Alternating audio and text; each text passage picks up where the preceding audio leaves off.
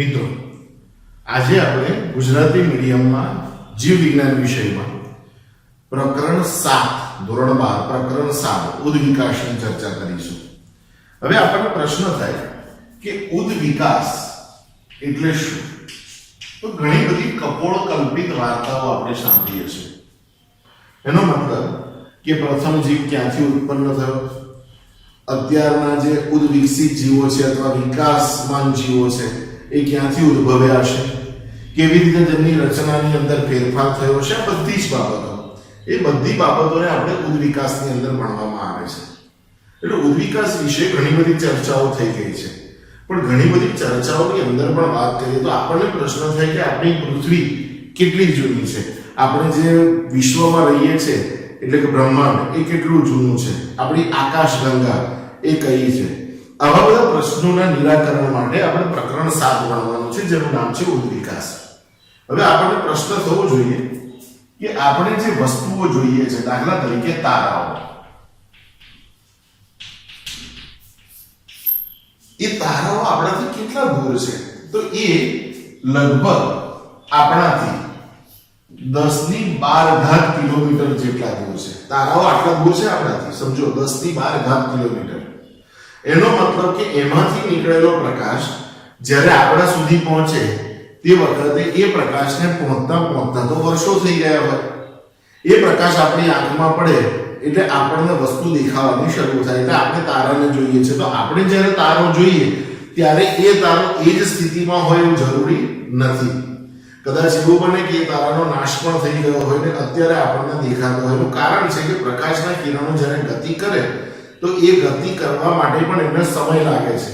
આપણા સુધી પહોંચતા 10⁻12 કિલોમીટર સુધી પહોંચતા એમને જે સમય લાગે એ દરમિયાન જેટલો પણ સમય લાગે, સમજો 1 વર્ષ લાગે, 2 વર્ષ લાગે, 5 વર્ષ, 10 વર્ષ, તો એ સમય દરમિયાન કદાચ એવું બને કે તારાનો નાશ થઈ ગયો હોય છતાં પણ આપણને તારો દેખાય છે. આપણે જે નજીકની વસ્તુઓ જોઈએ છે, દાખલા તરીકે હું તમને જોઈ શકું, તમે મને જોઈ શકો, તમે કમ્પ્યુટર અથવા તો મોબાઈલના સ્ક્રીનને જોઈ શકો છો. એનું કારણ છે કે એ તમારાથી ખૂબ નજીક છે. પણ દૂરના જે દ્રશ્યો જોવા છે તે દૂરના દ્રશ્યો જોતી વખતે જે સમય લાગે એ સમય બહુ અગત્યનો હોય છે. હવે ખાસ વાત કરીએ તો આપણું જે બ્રહ્માંડ છે એ બ્રહ્માંડની ઉત્પત્તિ આજકાલની નથી, સમજો. એવું માનવામાં આવે છે કે કરોડો અબજો વર્ષો પહેલા આ બ્રહ્માંડની ઉત્પત્તિ થઈ. કરોડો અને અબજો વર્ષો પહેલા બ્રહ્માંડની ઉત્પત્તિ. એવું માનવામાં આવે છે કે લગભગ 4.5 બિલિયન વર્ષો પહેલા બ્રહ્માંડ ઉત્પન્ન થયું. બિલિયન નો મતલબ થાય અબજ. એટલે 4.5 બિલિયન વર્ષ એટલે કે 4.5 અબજ વર્ષ પહેલા બ્રહ્માંડ ઉત્પન્ન થયું. એ બ્રહ્માંડની અંદર ઘણા બધા તારાઓ અથવા સૌરમંડળો અથવા આકાશગંગાઓ આવેલી હશે. એની ઉત્પત્તિ કેવી રીતે થઈ એના માટેનો પણ એક વ્યવસ્થિત ખ્યાલ છે, જેને બિગ બેંગ થિયરી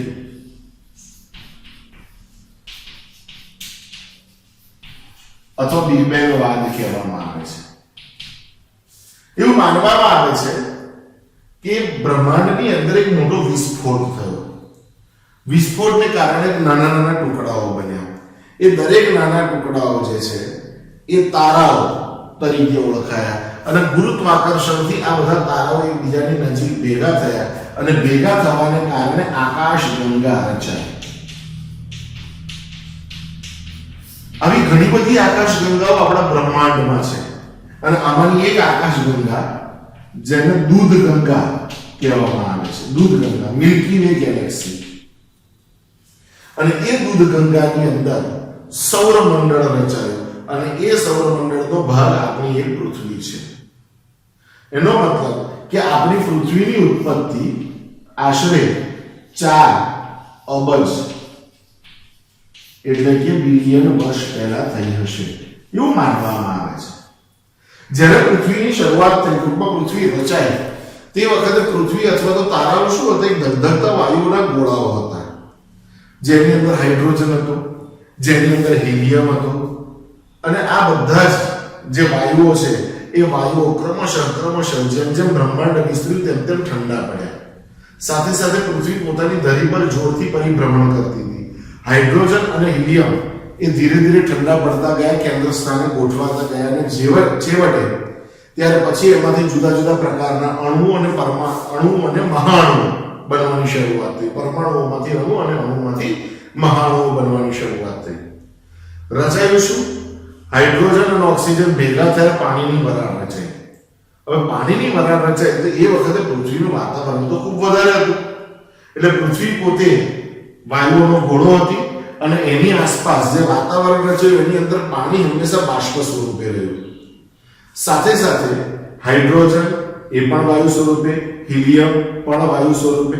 જેમ જેમ સમય જતો ગયો તેમ તેમ હાઇડ્રોજન સાથે કાર્બન ભેગો થયો, હાઇડ્રોજન સાથે નાઇટ્રોજન ભેગો થયો, હાઇડ્રોજન સાથે ઓક્સિજન ભેગો થયો અને છેવટે રચાયો મિથેન, રચાયો કાર્બન ડાયોક્સાઇડ, રચાયો હાઇડ્રોજન સાયનાઇડ, રચાયો હાઇડ્રોજનનો અણુ. આ બધી જ વસ્તુઓની રચના થઈને સાથે સાથે મેં તમને કહ્યું એ પ્રમાણે પાણીના અણુની પણ રચના થઈ. પણ આ પાણીનો અણુ એક બાષ્પ સ્વરૂપે હતો, કારણ કે પૃથ્વીનું વાતાવરણ 100 ડિગ્રી સેન્ટીગ્રેડ કરતા વધારે હતું.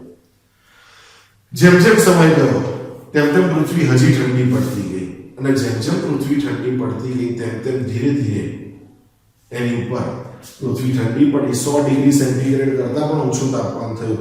તે વખતે આ જે પાણીની વરાળ છે એ પાણીની વરાળ વરસાદ સ્વરૂપે પૃથ્વી પર આવી. વાદળો રચાયા, પૃથ્વીની સપાટી પર આવી, પૃથ્વી પર અવિરતપણે વર્ષા એટલે કે વરસાદ થતો રહ્યો. અને છેવટે શું થયું? તો આ જે પૃથ્વીની સપાટી પર જ્યારે આ પાણી પડ્યું તે વખતે પૃથ્વીની સપાટી ઠંડી પડી એટલે તેના ઉપર ખાડાઓ રચાયા અને ખાડાઓ રચાતા પાણી તેમાં ભરાયેલું જોવા મળ્યું, જેથી મહાસાગરો રચાયા. અને હવે એવું માનવામાં આવે છે કે આ મહાસાગરોમાં કોઈ ચોક્કસ રાસાયણિક અથવા ભૌતિક પ્રક્રિયા થયા બાદ પ્રથમ જીવની ઉત્પત્તિ થઈ હશે. કેટલાય ઘણા બધા ગ્રીક વિચારકો આવું માને છે અને અત્યારના વૈજ્ઞાનિકો પણ આ જ તબક્કે ટૂંકમાં આનાથી જ આગળ વધે છે કે આ રીતે જીવની ઉત્પત્તિ થઈ હશે. એટલે મિત્રો આપણે આ વાત કરી કે પૃથ્વીના આદિ વાતાવરણમાં શું હશે. હવે પૃથ્વી પર સૌપ્રથમ જીવ કેવી રીતે ઉત્પન્ન થયો હશે તેના વિશેની ચર્ચાઓ ઘણા બધા વૈજ્ઞાનિકો પોતપોતાની રીતે ઘણી બધી રીતે કરી ચૂક્યા છે. પરંતુ એ દરેક વૈજ્ઞાનિક સાચું જ બોલ્યા હતા અથવા તેમણે જે કહ્યું હતું એના પુરાવાઓ તેમની જોડે હતા એ સાબિત થઈ શક્યું નથી. દાખલા તરીકે કેટલાક વૈજ્ઞાનિકોએ એવું કહ્યું, એમણે સૌપ્રથમ યાદ રાખજો, તેમણે અજીવજનનવાદ ની ચર્ચા કરી. હવે આપણને પ્રશ્ન થાય કે અજીવજનનવાદ એટલે શું? કેટલાક વૈજ્ઞાનિકો પેનસ્પર્મિયા નો વિચાર ધરાવે છે. આનો મતલબ શું થાય? તો પેનસ્પર્મિયા એટલે કેટલાક વૈજ્ઞાનિકો એવું માને છે કે આજનો જે જીવ છે એ પૃથ્વી પર ઉદ્ભવ્યો નથી, એ બીજા કોઈ ગ્રહ પરથી ઉતરી આવ્યા છે. જીવનના એકમોને સ્પોર્સ કહેવામાં આવે છે, સ્પોર્સ. અને આ સ્પોર્સ કોઈક રીતે કોઈ બીજા ગ્રહ પરથી પૃથ્વી પર આવ્યા હશે અને પૃથ્વી પર આજના જે જીવન તંત્રની રચના થઈ છે એ આ સ્પોર્સને કારણે થઈ હશે એવું માનવામાં આવે છે. આ વિચારને પેનસ્પર્મિયા કહેવામાં આવે છે. કેટલાક વૈજ્ઞાનિકો, કેટલાક ફિલોસોફર, કેટલાક ફિલસૂફો એવું માનતા હતા કે આ બધું જે ઉત્પન્ન થયું છે ને એ કોઈ અદ્રશ્ય શક્તિને કારણે ઉત્પન્ન થયું છે અને એ અદ્રશ્ય શક્તિ એ અજીવજનનવાદ. એનો મતલબ શું થયો કે સડેલા માંસ, એમાંથી માખીઓ સર્જાય, માટીમાંથી અળસિયા સર્જાય, આવી બધી વાત. એનો મતલબ કે અજીવ ઘટકોમાંથી જીવનું સર્જન થાય છે. પરંતુ આ વાત છે લગભગ ક્યારે સ્વીકૃત થયો નતો, કારણ કે લુઈ પાશ્ચર નામના વૈજ્ઞાનિકે જીવજનનવાદ આપ્યો. તેમણે જણાવ્યું કે કોઈ બંધ બોટલની અંદર મૃત યીસ્ટને રાખવામાં આવે તો એ યીસ્ટ પ્રજનન કરી શકતી નથી, નવી યીસ્ટ સર્જી શકતી નથી, પરંતુ એ યીસ્ટને જો ખુલ્લી રાખવામાં આવે તો એ યીસ્ટની અંદર વધારો થઈ શકે છે, નવી યીસ્ટ જન્મી શકે છે. એનો મતલબ પ્રત્યેક સજીવ પૂર્વ અસ્તિત્વ ધરાવતા સજીવોમાંથી સર્જાય છે. આને જીવજનકવાદ કહેવામાં આવે છે, જેના જનક કોણ હતા? લૂઈ પાશ્ચર. તો આ બધી બાબતોની ચર્ચા કર્યા પછી આપણને મનમાં એવો પ્રશ્ન થાય કે ખરેખર પ્રથમ જીવ ઉત્પન્ન કેવી રીતે થયો હશે? પ્રથમ જીવ ઉત્પન્ન કરવા માટેનો વાદ કોણે આપ્યો અથવા સર્વસ્વીકૃત વાદ કયો છે? તો એના માટેનો જે વાદ છે એનું નામ છે ભૌતિક રાસાયણિક વાદ. અને ભૌતિક રાસાયણિક વાદ આપનાર વૈજ્ઞાનિક બે હતા.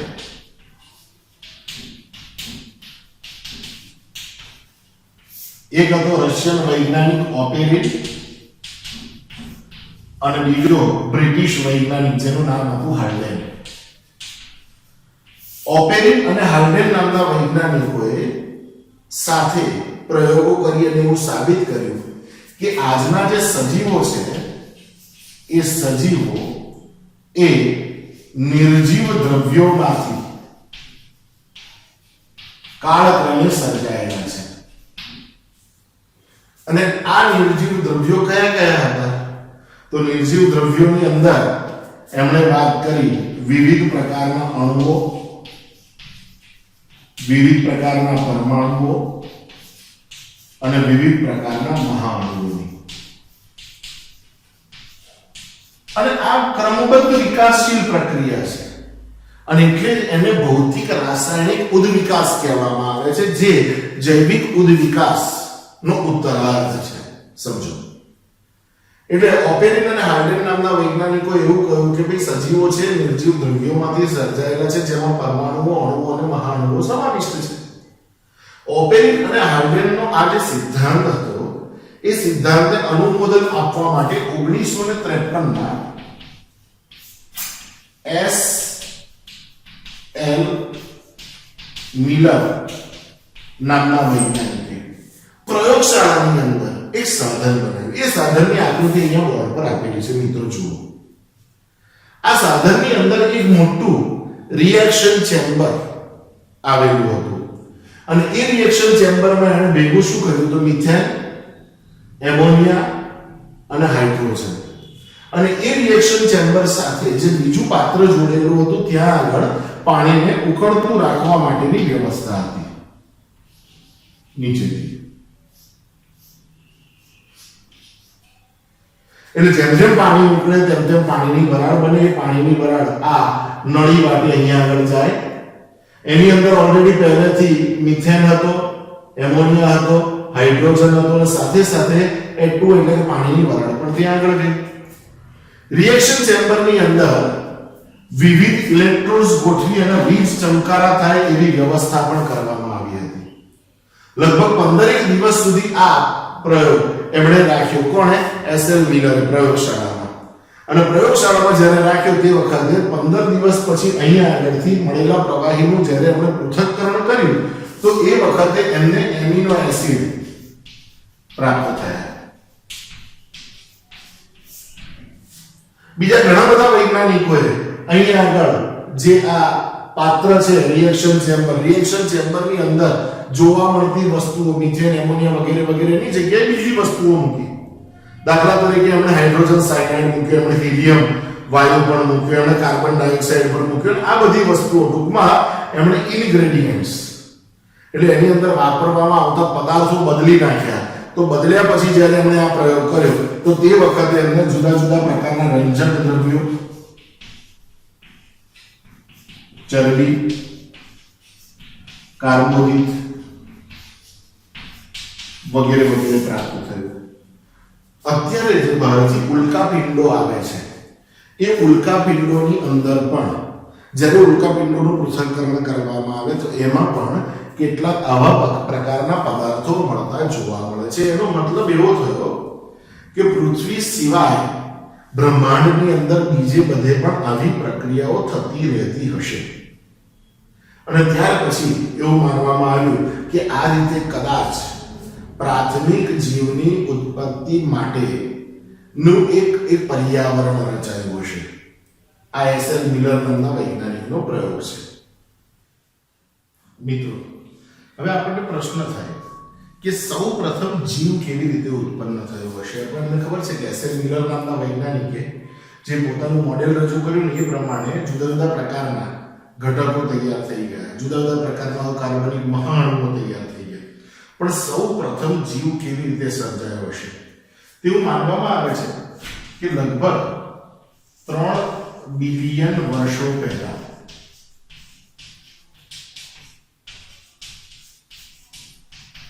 અકોષીય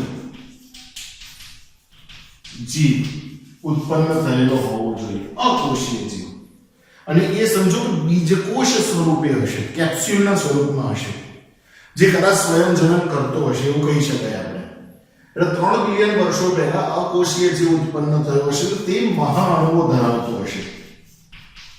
મહાઅણુઓનો મતલબ થાય તેમાં ડીએનએ હશે, તેની અંદર આરએનએ હશે, તેની અંદર જુદા જુદા પ્રકારના પ્રોટીન અને પોલીસેકેરાઇડ પણ હશે. એટલે આ બધા ઉત્પન્ન થયા હશે. ટૂંકમાં આ બધા ધરાવતા મહાઅણુઓ ધરાવતો એક અકોષીય જીવ ઉત્પન્ન થયો હશે 3 બિલિયન વર્ષો પહેલા, જે બીજકોષ સ્વરૂપે હશે. પરંતુ 2 બિલિયન વર્ષો પહેલા, એટલે કે 2000 વર્ષો પહેલા, એવું માનવામાં આવતું નથી કે હજી પણ જીવંત સજીવ, કોષીય સજીવ ઉત્પન્ન થયો હશે. કોષીય સજીવ જ્યારે પણ ઉત્પન્ન થયો હશે ત્યારે એ પોતે સ્વયં જનન કરી શકતો હશે, અને આ સ્વયં જનનને પરિણામે તે નવા એક કોષીય રચનાઓ, એક કોષીય સજીવો સર્જતો હશે એવું માનવામાં આવે છે. પરંતુ એના સર્જાયા પછી પણ આજની ઘડીએ જોવા મળતા જટિલ બહુકોષીય સજીવ કેવી રીતે અસ્તિત્વમાં આવ્યા તે પણ એક સંકલ્પના છે, એક ઉદ્વિકાસની સંકલ્પના છે. આપણે એની વાત કરીએ.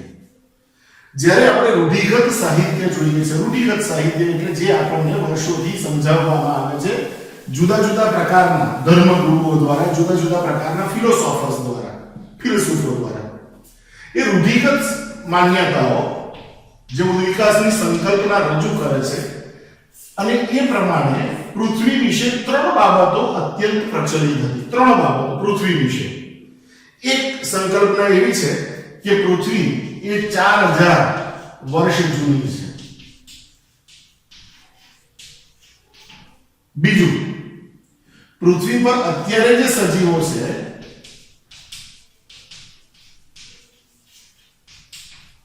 તે ભૂતકાળમાં તે જ સ્વરૂપે ઉત્પન્ન થયેલા હતા. અને ત્રીજી સંકલ્પના એવી છે કે પૃથ્વી પર અત્યારે જે જૈવ વિવિધતા જોવા મળે છે એ જૈવ વિવિધતા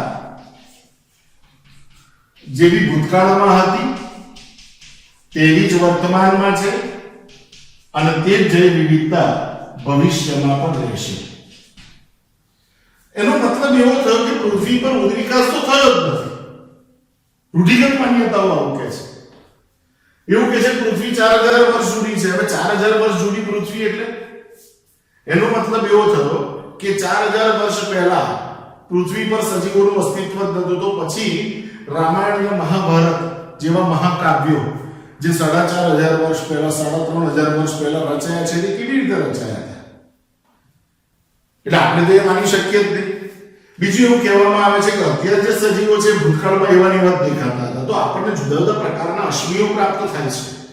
એ અશ્મિઓની સંભાવના શું?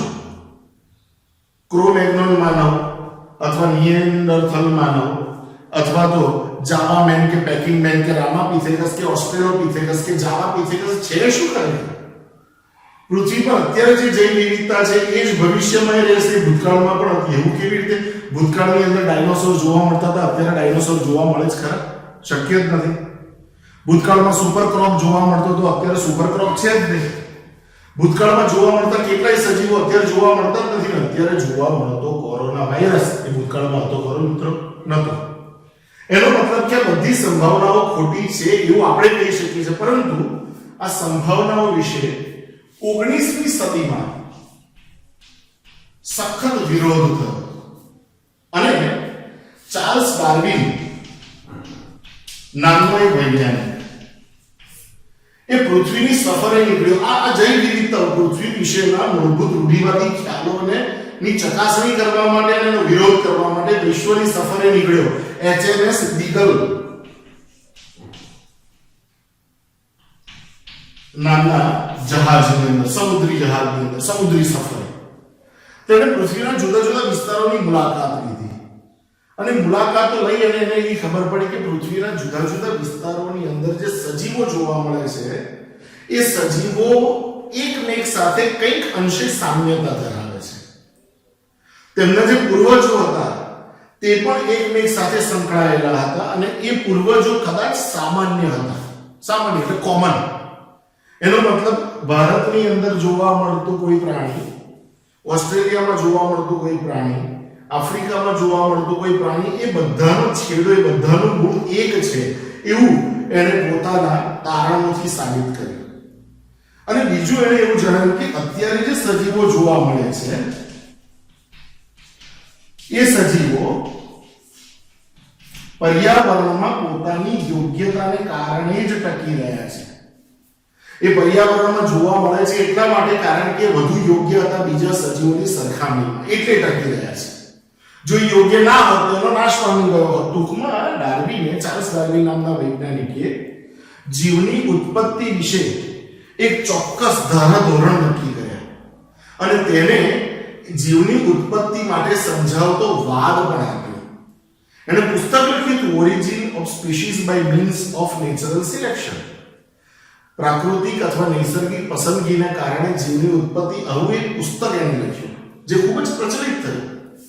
એણે એવું જણાવ્યું કે જે સજીવો પર્યાવરણમાં પોતે ટકી રહેવા માટેના શ્રેષ્ઠતમ લક્ષણો ધરાવે છે, એનો મતલબ કે જે સજીવો પર્યાવરણમાં ટકી રહેવા માટે બહુ જ સારી રીતે યોગ્ય છે તે જ સજીવો પર્યાવરણમાં ટકી શકે છે, બીજા સજીવો નહીં.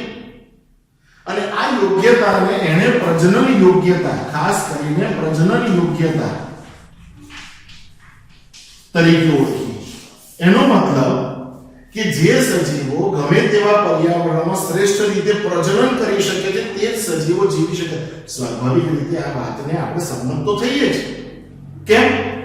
તો કે જે સજીવો પ્રજનન કરશે એ સજીવો નવી પેઢી સર્જશે. જે સજીવોની નવી પેઢી સર્જે એ સજીવોનો વંશ વેલો ટકી રહેશે. સમજો, એક ઉદાહરણ આપીને સમજાવું છું કે દાખલા તરીકે કોઈ શેરીની અંદર બે કૂતરાઓ હોય, નર કૂતરાઓ. એ નર કૂતરાઓમાં તમે જ્યારે ભાખરી નાખો છો તો શું થાય? તો એમાંથી જે બળવાન હશે ને એ કૂતરું ભાખરી ખાઈ લેશે અને જે નિર્બળ હશે, નબળું હશે, તે ભાખરી ખાઈ શકશે નહીં. આવું સમજો વારંવાર થતું ગયું. તો વારંવાર થતું ગયું એટલે બળવાનને ઉત્તરોત્તર ખોરાક મળતો ગયો, તે વધુને વધુ બળવાન થશે. જે નિર્બળ છે, જે નબળું છે, એને ઓછો ખોરાક મળતો ગયો, તે વધુને વધુ નિર્બળ બનતું ગયું અને છેવટે જ્યારે પ્રજનન યોગ્યતાની વાત આવશે તે વખતે એવું જોવા મળશે કે જે બળવાન હશે તે જ પ્રજનન કરી શકશે, કારણ કે તે પ્રભાવી બની જવાનું છે, અને જે નબળું હશે તે પ્રજનન નહીં કરી શકે. તો હવે જે સંતતિ ઉત્પન્ન થશે એ કોની થશે? સ્વાભાવિક રીતે જ જેણે પ્રજનન કર્યું હશે એની સંતતિ, એટલે બળવાનની જ સંતતિ ઉત્પન્ન થશે અને બળવાનની સંતતિ ઉત્તરોત્તર બળવત્તર બનતી રહેશે. એનો મતલબ કે ડાર્વિને આ જ વાતની વાત કરી કે જે પ્રજનન યોગ્યતા ધરાવતા સજીવો છે એ પ્રજનન યોગ્યતા ધરાવતા સજીવો જ સમાજમાં જીવી શકશે. તે કુદરત દ્વારા પસંદગી પામશે, એટલે કે કુદરત તેમને પસંદ કરશે અને આ ઘટનાને તેમણે નૈસર્ગિક પસંદગી એવું નામ આપ્યું.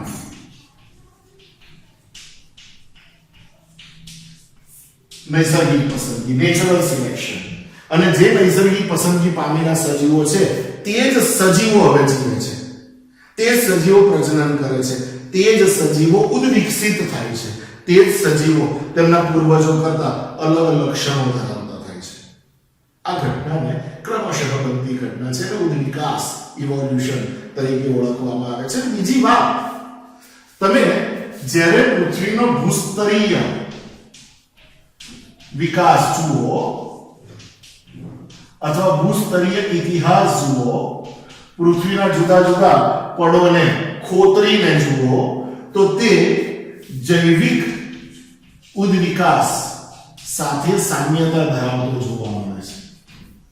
જેમ જેમ પૃથ્વીના પડોમાં ફેરફાર થતા ગયા તેમ તેમ પૃથ્વી પર વસતા સજીવોના લક્ષણોમાં પણ, સજીવોના વસવાટોમાં પણ, સજીવોના દેખાવમાં પણ અને સજીવોની શરીર રચનામાં પણ ફેરફાર થતા ગયા. એટલે પૃથ્વીનો ભૂસ્તરીય ઇતિહાસ અને સજીવોનો જૈવિક ઉદ્વિકાસ આ બંને એકમેક સાથે સંકળાયેલા છે અને આ જ બાબત આપણે ઉદ્વિકાસ તરીકે ઓળખીએ છીએ. હવે આપણે નવો ટોપિક જોવાનો છે. ઉદ્વિકાસ થયો છે માની લીધું આપણે કે ભૂતકાળમાં જોવા મળતા સજીવો છે એ અત્યારના સજીવો કરતા જુદા હતા. અત્યારના સજીવો વધારે વિકસિત છે, ભવિષ્યના કદાચ આનાથી વધારે વિકસિત હશે, પણ ઉદ્વિકાસ થયો છે એની સાબિતી શું, એના પુરાવાઓ શું? તો જુદા જુદા પ્રકારના ઉદ્વિકાસના પુરાવાઓ હવે આપણે આના પછીના લેક્ચરમાં જોવાના છે.